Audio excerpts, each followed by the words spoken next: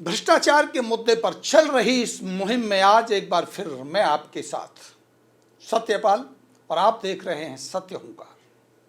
मैं आपसे निवेदन करता हूं कि अगर वीडियो आपको अच्छा लगे और आप इस भ्रष्टाचार की मुहिम में शामिल होना चाहते हैं तो इस वीडियो को शेयर जरूर कीजिए। जैसा कि मैंने पहले अलग अलग जगह से चल रहे विकास कार्यों की गुणवत्ता पर सवाल उठाने वाले वीडियो भी आपको दिखाए हैं, आपको ये बताया है कि किस तरह से भ्रष्टाचार गुणवत्ता के नाम पर हो रहा है, किस तरह से पल्ला सेहतपुर रोड जो 4 साल के बाद बन रहा था उसमें व्यापक भ्रष्टाचार की खबरें हैं, आशंकाएं हैं और हमने लगातार वो सवाल उठाए हैं। आज मैं एक बार फिर उसी बात को स्पष्ट करते हुए आपको एक वीडियो दिखाने जा रहा हूं जो ये प्रमाण है इस बात का कि इस रोड में कितना बड़ा भ्रष्टाचार है। और इसके साथ साथ मैं वो वीडियो आपको दिखाऊं उससे पहले मैं आपसे कहना चाहता हूं, बता देना चाहता हूं कि यकीनन मैं तारीफ करता हूं आपके विधायक राज्य मंत्री राजेश नागर की, जो लगातार भ्रष्टाचार की इस मुहिम में साथ भी दे रहे हैं और ये कह रहे हैं कि किसी भी कीमत पर भ्रष्टाचार बर्दाश्त नहीं किया जाएगा। और जो ठेकेदार भ्रष्टाचार कर रहा है वो ठेकेदार ये मान ले कि उसे टर्मिनेट होना तय है। भ्रष्टाचार करके आप जनता के पैसे को लूट नहीं सकेंगे। ये बात बड़ी ही गंभीरता से वो कह रहे हैं। उन्होंने मंच पे भी ये बात कही थी कि अगर आप काम सही करेंगे तो कोई आपकी शिकायत करे, कोई आप पर सवाल उठाए, इससे आपको डरना नहीं चाहिए। क्योंकि वार्ड 26 के पार्षद ने ये सवाल किया था कि हमें परेशान किया जा रहा है, काम को रोका जा रहा है, शिकायतें दर्ज कराई जा रही हैं। तो उन्होंने स्पष्ट कहा कि शिकायतें दर्ज करने से काम नहीं रुक सकता, काम रुकता है आपकी घटिया गुणवत्ता से, आपके भ्रष्टाचार से। जब शिकायत होती है ठेकेदार को डर लगता है तो काम रोकने की धमकी देता है। ये स्पष्ट उन्होंने भी किया और ये बात हम भी स्पष्ट आपको करना चाहते हैं। मैं आपको वो वीडियो दिखाऊं उसके साथ साथ आपको बता देना चाहता हूं कि लगातार हम पल्ला सेहतपुर रोड के भ्रष्टाचार की आवाज़ उठा रहे हैं, बार बार ये कह रहे हैं कि ये बड़ा भ्रष्टाचार यहाँ हो रहा है। और इस भ्रष्टाचार के पीछे कौन है इसका अंदाजा आप स्वयं लगाते चलिए कि आखिर कौन है वो जो ठेकेदार को ये भरोसा दे रहा है कि आपका बिल रुकने नहीं दिया जाएगा। ये कौन है जो उसको भरोसा दे रहा है कि आप घटिया काम करिए, आपका कोई कुछ बिगाड़ नहीं पाएगा। कौन है वो जो ये कह रहा है कि घटिया गुणवत्ता पर भी आपको क्लीन चिट मिल जाएगी। आखिर ये कौन है ये आप समझिए। हम आपको सबसे पहले ये तस्वीरें दिखाते हैं, ये देख लीजिए। ये हमने खुद मौके पर जाकर बनाई हैं और इससे बड़ा प्रमाण घटिया गुणवत्ता का कोई हो नहीं सकता। ये देख लीजिए पहले ये वीडियो, उसके बाद मैं फिर आपसे बात करूँ। आपको रोड की आरसीसी की 40 ग्रेड की जिसकी 12 इंच थिकनेस होनी चाहिए, वो दिखा रहा हूँ कितनी थिकनेस है। ये यहाँ क्लोज करके गए, आज रात को डाल रहे थे, यहाँ क्लोज करके गए हैं। ये फट्टा आपको दिखाई दे रहा है 11 इंच का है, और जबकि ये 11 इंच में से माइनस आप कर लीजिए, ये 1.5 इंच 2 इंच माइनस कर लीजिए, क्योंकि ये इसके नीचे है, तो लगभग 9 इंच की ही रोड़ी डाली जा रही है। अब ये मैं कई जगह से प्रूफ करूँगा इसको। यहाँ देखिए जहाँ डलनी है अभी, क्योंकि ये खाली है 7 इंच है। हो सकता है कि रात का कुछ माल रहेगा। ये पीसीसी है, ये देखिए ये पीसीसी डली हुई है 8 इंच, क्योंकि ये पीसीसियाँ हो रही है। अब आगे आइए थोड़ा सा, यहाँ पीसीसी हो रही है। यहाँ ये देखिए कितनी है, 7 इंच। ठीक है, अब आप आगे चलिए, देखते चलिए इसके साथ साथ। यहाँ देखिए 7 इंच, यहाँ चलते चलिए, यहाँ देख लीजिए, यहाँ देख लीजिए 5 इंच आरसीसी, पीसीसी के ऊपर ये पीसीसी हो चुकी है। यहाँ ये देखिए 7 इंच। और ज़रा एक बार इधर भी दिखा दीजिए, रोड पर यहाँ भी दिखा दीजिए, ये सब पीसीसी हुई है। इसके ऊपर आरसीसी होनी है जो 12 इंच होनी चाहिए, लेकिन वो मौके पर अगर आप देखें, इधर देखिए तो यहीं तक भरा जाएगा। ये देख लीजिए 10 इंच। ठीक है, ये तो गड्ढा है। अगर आप यहाँ से यहाँ देखेंगे तो ये गड्ढा है। अगर हम प्रॉपर अगर हम ये देखें तो यहाँ कितनी आएगी, यहाँ कितनी आएगी। अगर मैं धागा लगाऊँ यहाँ से और वहाँ तक और इसको दिखाऊँ तो ये 3 इंच 4 इंच से ज़्यादा नहीं आएगी। अभी हमारे पास कोई धागा नहीं है कि हम वहाँ रख सकें। ये देखिए, पकड़िएगा एक बार, हाँ रखो, हाँ लगा दो। ये देखिए ये पीसीसी है भी जो आएगी, ये आएगी।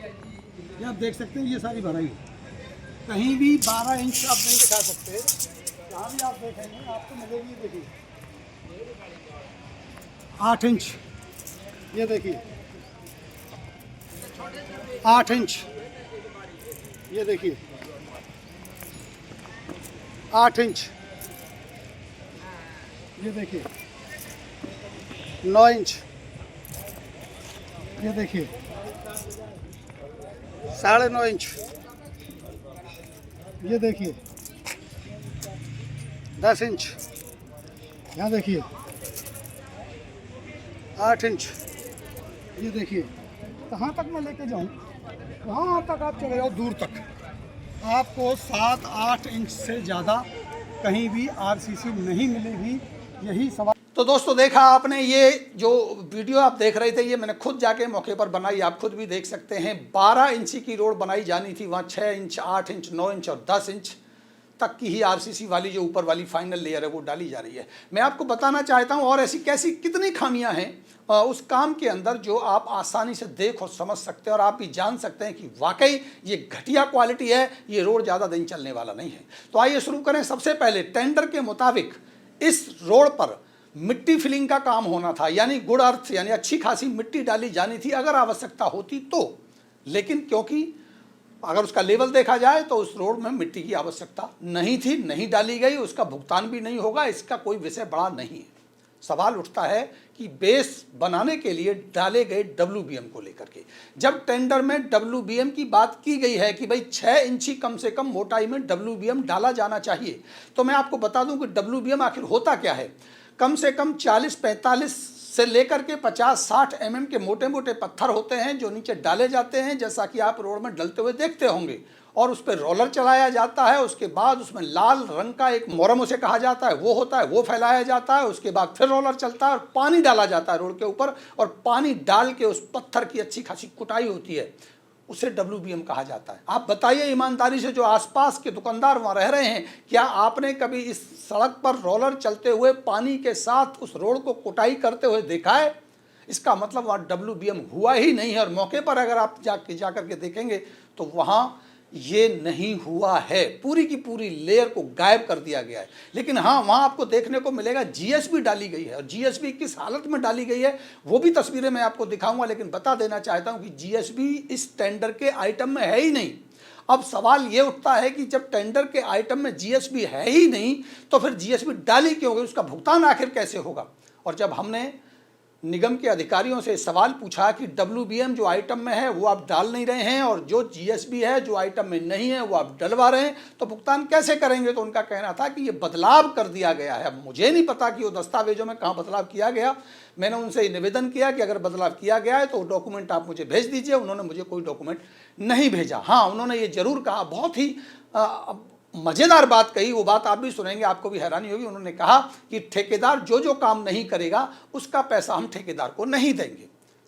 तो मेरा कहना यह है, इसको आसानी से समझने के लिए, कि अगर आप अपनी शर्ट सिलाई कराने के लिए दर्जी के पास जाते हैं और दर्जी आपकी शर्ट का एक कॉलर नहीं लगाता है, दर्जी आपकी शर्ट में से एक बाजू नहीं लगाता है, या लगाना भूल जाता है, या जान के नहीं लगाता है, तो क्या करेंगे आप जाके उससे कहेंगे कि आपकी सिलाई का 20% पैसा हम काट लेते हैं।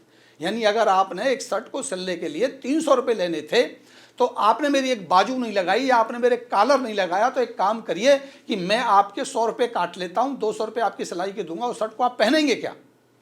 सवाल ये है कि जो टेंडर में मानक के अनुसार जिन चीज़ों को रखा जाता है वो इंजीनियरिंग में बहुत ही सोच समझ कर रखा जाता है। अगर वो आइटम इस्तेमाल नहीं हो रहा है तो ये सीधा सीधा उसकी गुणवत्ता पर असर डालता है। बात करते हैं कि जब रोड बनाई जाती है, कोई भी आरसीसी का रोड बनाया जाता है, तो उसमें 5-5 मीटर के आसपास 5, 5.5 या 6 मीटर तक उसमें पैनल बनाए जाते हैं, उसमें कट लगाए जाते हैं, एक्सपेंशन जॉइंट डाले जाते हैं, ताकि जब सर्दी गर्मी का प्रभाव उस रोड पर पड़े तो उस रोड का सिकुड़न और उस रोड का फैलाव उसको वो कंट्रोल कर सके और रोड क्रैक ना हो, टूटे ना। अक्सर आपने देखा होगा कि जो आरसीसी के रोड होते हैं वो कई जगह से बाद में क्रैक हो जाते हैं, टूट जाते हैं। उसके लिए एक्सपेंशन जॉइंट बनाए जाते हैं जिन्हें पैनल के रूप में बनाया जाना चाहिए, वो नहीं बनाए जा रहे हैं। एक ही लाइन में पूरी की पूरी आरसीसी के रोड को डाला जा रहा है। ये माना जा सकता है कि बाद में उसमें कटिंग होती है, तो कटिंग भी ज़्यादा से ज़्यादा 24 घंटे के अंदर हो जानी चाहिए। और दूसरी बात, जहाँ भी वो कटिंग हो रही है या एक्सपेंशन जॉइंट बनाए जा रहे हैं या पैनल बनाए जा रहे हैं, तो उन्हें रोकने के लिए, ताकि वो डिसबैलेंस ना हो, इधर उधर ना फैलें, इधर उधर ना झुकें, इसलिए उन दोनों को मिलाने के लिए डाबल बार डाले जाते हैं। 32 mm के सरिया जो प्लेन होते हैं एक तरफ से वो बिल्कुल जाम कर दिए जाते हैं, दूसरी तरफ से प्लास्टिक का कवर या ग्रीस लगा करके उन्हें लूज छोड़ा जाता है ताकि वो एक्सपेंशन जॉइंट को चलने में मदद करें और साथ साथ उस रोड को पलटने ना दें। इस तरह से डबल बार डाले जाते हैं जो नहीं डाले जा रहे हैं, आपने देखा होगा। और अगर आप इसी सेहतपुर बसंतपुर रोड पर अगर आप जाएं तो जगह जगह वो सरिया आपको जगह जगह से दिखाई भी देगा। जो सरिया डाले गए थे वो अभी टूट जाने की वजह से ऊपर दिखाई भी देने लगे हैं। वो इस रोड में कहीं भी एक भी सरिया नहीं डाला जा रहा है। नतीजा ये कि जब इस रोड की कटिंग हो जाएगी और ये रोड चलने लगेगा, जब इसमें वजन आएगा, ट्रक आएंगे हैवी, तो ये रोड जगह जगह से पैनल इसके टेढ़े हो जाएंगे, एक तरफ झुक जाएगा, दूसरा हो जाएगा और इसमें ऊंचे नीचे के जो रुकावटें हैं वो पैदा हो जाएंगी। दूसरा सबसे बड़ा सवाल कि टाई बार डाले जाते हैं जब दो सड़कों को पैरेलल बनाया जाता है, उनको जोड़ने के लिए उनके बीच में सरिया हर 1-1.5-2 फुट पर 12 mm के सरिया डाले जाते हैं, 16 mm के सरिया डाले जाते हैं ताकि वो उनको जकड़ के रखे, चिपकाए रखे। अगर ये आप नहीं डाल रहे हैं, जैसा कि आप वीडियो में देख रहे हैं, पूरी लेयर कहीं भी आप देख लीजिए, साफ दिखाई आपको दे रही है, कहीं भी 12-16 mm का कोई भी सरिया टाई बीम के तौर पर नहीं डाला गया है। कहीं कहीं कोई सरिया डाले गए हैं जो बिल्कुल पीसीसी में रख के डाले गए हैं, वो आरसीसी के सेंटर पर होना चाहिए, वो नहीं है। इससे क्या होगा, जो दोनों रोड पैरेलल डाली जा रही हैं वो फैल जाएंगी, बीच में बड़ी खाई पैदा हो जाएगी और इस रोड का लेवल ऊपर नीचे हो जाएगा, ये दब जाएगा। ये सबसे बड़ा गुणवत्ता का सबसे बड़ा इसका वीक पॉइंट इसमें नज़र आता है। दूसरा सबसे बड़ा ये कि जब दोनों तरफ से शटरिंग लगा दी गई बिना WBM डाले, तो फिर उसके बाद उस शटरिंग के बीच में GSB लाके क्यों डाली गई, ये सबसे बड़ा सवाल है। और ये इसलिए डाली गई होगी, जैसा कि हमें अनुमान हम लगा पा रहे हैं कि जब दोनों जो सपोर्ट लगाई गई हैं उनकी ऊंचाई ही 11-11 इंच की है, तो उसमें RCC कम आए, उसका भराव पहले कर दिया जाए, इसलिए रातों रात उसके अंदर JCB से GSB फैलाई गई, जो तस्वीरों में आप साफ देख रहे हैं। शटरिंग तभी लगाई जाती है जब बेस कंप्लीट हो चुका होता है। शटरिंग लगने के बाद अगर उसमें GSB डाली गई तो ये की गई RCC की सीधा सीधा चोरी है। आप देख सकते हैं सीधा तस्वीरों में, तस्वीरें झूठ नहीं बोलती हैं। जो तस्वीरें हमने उठाई हैं वो मैप कैमरा के साथ उठाई हैं, उसमें समय, तारीख और स्थान निश्चित रूप से प्रिंट किया हुआ है। अब इसके बाद उस पर रोलर नहीं चलाया गया, जबकि GSB के ऊपर बिना रोलर चलाए GSB की कोई स्ट्रेंथ होती ही नहीं है।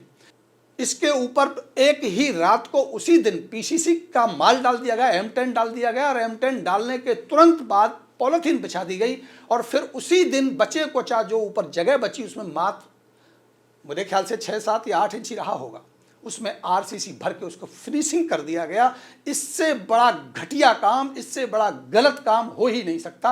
अब आप अंदाज़ा लगाइए कि जो 11 इंची की सपोर्ट शटरिंग दोनों तरफ लगाई गई, उसी के अंदर GSB है, उसी के अंदर PCC है, उसी के अंदर RCC है, तो आप मुझे बताइए कितनी थिकनेस में PCC है, कितनी थिकनेस में RCC है और कितनी थिकनेस में GSB है। और GSB डालने का औचित्य क्या है जो टेंडर में भी नहीं है। इसका मतलब क्यों ना ये माना जाए कि GSB को भराव करने के लिए, कम RCC डालने के लिए, कम PCC डालने के लिए आपने GSB का मलबे के तौर पर भराव कर दिया और रातों रात उस रोड को बना दिया गया। ये किसको नहीं दिखाई दे रहा है? क्या ये कैमरे को दिखाई नहीं दे रहा है? क्या ये स्थानीय लोगों को नहीं दिखाई दे रहा है? लेकिन स्थानीय लोगों की आवाज़ इन अधिकारियों के कानों तक पहुंच नहीं पाती है। हम लगातार ये आवाज़ उठा रहे हैं, हमारी आवाज़ को दबाने के लिए, हमारी आवाज़ को गलत ठहराने के लिए कुछ लोग सड़क पर जाकर ये प्रूफ करने की, ये सबूत देने की कोशिश कर रहे हैं कि ये काम गलत बिल्कुल नहीं हो रहा है। मैं पूछना चाहता हूं कि आखिर नेताओं को ये सर्टिफिकेट किसने दिया है कि वो जाके ये कहें कि ये काम ठीक ठाक हो रहा है और कैसे हो रहा है? क्या इसकी कोई जांच हुई? जो सवाल हमने उठाए क्या उन पर कोई जांच हुई? आप सोच करके देखिए कि मौके पर जाकर जो SDO उस वार्ड का है भी नहीं, जो JE उस वार्ड का है भी नहीं, वो उस रोड की जाके जांच करके बता रहा है कि सब कुछ ठीक चल रहा है। 12 इंची का फीता आप देख पा रहे हैं, दिखा दिया गया, लेकिन ये दिखाना भूल गए, ये देखना ये खुद लोग भूल गए, क्योंकि ये भ्रष्टाचार की उस कमाई के पीछे इतना अंधे हो चुके हैं कि इनको फीता किस पे रखा गया है मिट्टी के ऊपर वो दिखाई नहीं दे रहा है। ये 12 इंची जो आपको दिखाई दे रहा है ना, इंची टेप, इसके नीचे देखिए मिट्टी दिखाई आपको साफ दे रही है। इसका मतलब इस पर PCC नहीं करी गई, उस गड्ढे में इस फीते को डाला गया है। अगर 12 इंची ये मिट्टी से और टॉप लेवल RCC का 12 इंची दिखाई दे रहा है, तो 6 इंची की आप PCC डालेंगे तो RCC कितना बचेगा? इतनी मूर्खता की पराकाष्ठा है इन लोगों की कि ये चेक कराने के लिए गए हैं तो उसको भी सही से नहीं दिखा पा रहे हैं। और इसके बाद दूसरी तस्वीर ये भी देख लीजिए आप, यहाँ तो इंची टेप का नंबर ही दिखाई नहीं दे रहा है, लेकिन नपाई हो रही है और संतुष्ट किया जा रहा है नेताजी को, और संतुष्ट हो रहे हैं हमारे एसडीओ साहब, और वो एसडीओ साहब, मैं फिर कह रहा हूं कि ये 25 वार्ड 26 27 वार्ड के एसडीओ हैं, ये 24 वार्ड के एसडीओ नहीं है, और ये काम 24 वार्ड में चल रहा है। ये यही एसडीओ जाके संतुष्ट कर रहे हैं, जांच कर रहे हैं और दावे के साथ और गंभीरता के साथ कह रहे हैं कि काम सब कुछ बढ़िया चल रहा है। मेरे को समझ में नहीं आता आखिर ये एसडीओ, ये जेई, ये अधिकारी, ये नेता, ये जो भी कुछ हैं, ये लोगों को ये गलत काम दिख क्यों नहीं रहा है। ये कई सारे सवाल हैं और मैं बार बार कह रहा हूं कि राज्य मंत्री राजेश नागर जो हमारे क्षेत्र के विधायक हैं, उनकी तरफ से बार बार ये कहा जा रहा है, बार बार ये सिग्नल आ रहा है कि किसी भी कीमत पर घटिया गुणवत्ता बर्दाश्त नहीं की जाएगी। बावजूद उसके घटिया गुणवत्ता का काम लगातार जारी है। आप जाइए गलियों में, जितनी भी ईंटों का काम चल रहा है, सब थर्ड क्लास ईंटों का काम चल रहा है, घटिया ईंटों का काम चल रहा है। बार बार तस्वीरें दिखा रहे हैं, लेकिन काम बदस्तूर जारी है। हम लगातार कह रहे हैं कि जितनी भी टाइलें लगाई जा रही हैं वो 20 ग्रेड की लगाई जा रही हैं। हमने कम से कम 10 जगह से सैंपल उठाएं और 10 जगह से हमने लेबोरेटरी में टेस्ट कराएं अपने आधार पर। मैं ये तो नहीं कहूँगा कि हमारे द्वारा उठाए गए सैंपल ही प्रमाणिक हैं। आप जांच क्यों नहीं करा लेते? आप क्यों नहीं देख लेते कि 40 ग्रेड की क्वालिटी का टाइल नहीं लग रहा है, 20 ग्रेड की क्वालिटी का टाइल लग रहा है? बावजूद उसके ना जांच हो रही है, ना रुकावट हो रही है, ना इनसे सवाल पूछा जा रहा है और ना इनकी जांच कराई जा रही है, ना कोई उच्च स्तरीय कमेटी बनाई जा रही है जो इनकी जांच करे। लेकिन हाँ, कहा जरूर जा रहा है। और निश्चित रूप से मैं फिर कहता हूं कि राज्य मंत्री राजेश नागर की नियति पर संदेह किसी भी कीमत पर किया नहीं जा सकता। उनकी जो नियति है, उनका जो काम करने का तरीका है, वो निश्चित रूप से निष्पक्ष और ईमानदारी भरा है। लेकिन सवाल ये है कि आखिर उनको बताने वाले, उनके आसपास के लोग उनको ये सही जानकारी देते क्यों नहीं है? क्योंकि ये हमने लाइव देखा, ये हमने सीधा देखा जब मंच पर राज्य मंत्री राजेश नागर अपनी लिस्ट पढ़ते हैं और वो बताते हैं ये काम चल रहा है, ये काम चल रहा है, ये काम चल रहा है, वो काम चल रहा है, जबकि कोई काम नहीं चल रहा है। उसे सीधा सीधा झूठ बुलवाया जाता है और मैंने बड़ी गंभीरता से ये कहा कि झूठ बुलवाया गया है, उनको गुमराह किया गया है।